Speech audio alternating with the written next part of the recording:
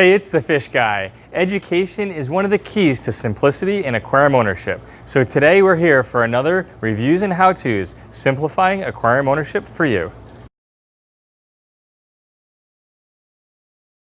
Hey, how's it going? This is Billy, and today we're going to be talking about skimmers.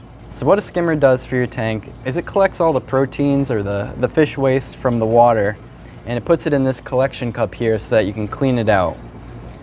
It does that by collecting all the proteins in these bubbles, or on the surface of the bubbles rather, and as those bubbles rise up through the skimmer, they actually pop and splash the proteins onto the inside of this container so that then they can be wiped off. So a couple important pieces of the skimmer. You have the collection cup itself that we kind of talked about. This is where all of the proteins collect, the skimmate collects. You'll also get some proteins collecting within the neck or the body of the skimmer. The intake for the skimmer's pump is over here on the side, and right connected to that is this white tube, which is the air supply for all of these bubbles, and that's called the venturi. There's also a silencer up here, and that just prevents the air bubbles from kind of making a slurping sound. Down here you also have the pump, and that's driving this entire thing. On the other side of it is the effluent, or where the water comes out of the skimmer. That's connected to this adjustment knob that changes the water level height inside the skimmer, so it will change where these bubbles end up. So there's a little bit of maintenance required for the skimmer to do its job for your tank. About once a week you'll want to clean out this collection cup and wipe the inside of the neck or the body of the skimmer of any proteins that get accumulated there. When you do this, you'll also want to check the venturi or the air intake, particularly right down here where the air gets sucked into the pump, and also at the top of the silencer is where you want to check to make sure that there's no dust accumulating there and preventing bubbles from being formed inside the skimmer. When your skimmer is running properly, you'll actually get a thick sludge inside the neck or inside the collection cup. And if you notice that you're getting too much water inside the collection cup, it means that your skimmer is running wet. It means your bubbles are popping too high in the skimmer chamber. So you can use this adjustment knob, open it up a little bit so that more effluent is coming out of here, and that will drop down the bubble level inside the skimmer.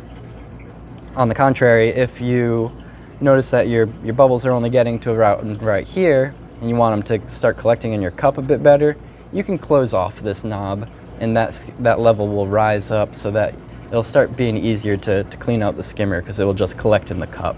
A couple different skimmers have a different kind of knob here. Instead of having an adjustment tube like this, they might have a gate valve, and that gate valve works exactly the same way. You close it off and then that level will rise, and if you open it up then that level will drop down for you.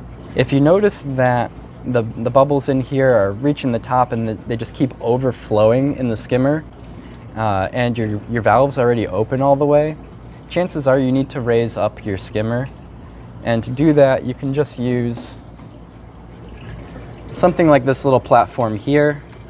It'll just sit inside your sump, and then your skimmer will go right on top of it. You can use something like egg crate. As long as it's sturdy and it's not going to tip over, this will drop down. As you can see, this water, the bubbles have already dropped down. That allows you to close off your gate valve or the tuning knob here to raise your water level and tune it to where you want it to be.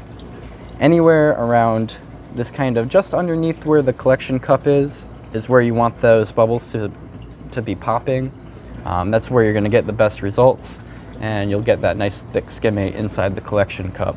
So if you notice, if there are no bubbles, or if there's only like a few bubbles, not as many as there normally are in this chamber here, chances are it means that your venturi or your air supply is clogged up. So you want to check right here on the air silencer, the intake for the air silencer, and the intake for the air on the intake of the pump.